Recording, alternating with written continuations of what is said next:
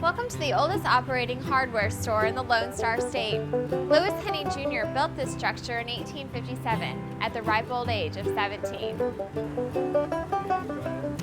Original wood floors, pressed tin ceiling, and decorative custom-made fixtures both enhance the interior and complement the exterior, which is Victorian style.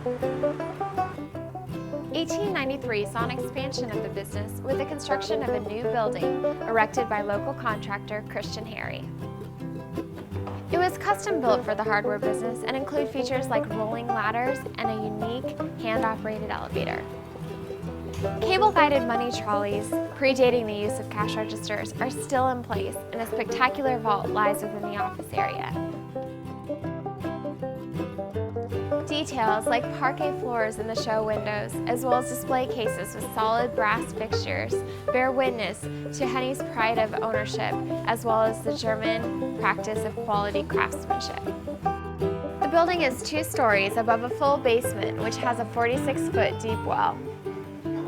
The front facade was remodeled in 1910 and was paid for by Winchester Arms, and right across the alley are 2 more of HENNE's buildings, the tin shop and the store. To experience a little bit of Americana history, all one has to do is walk inside the doors of HENNE Hardware, where little has changed in more than 150 years.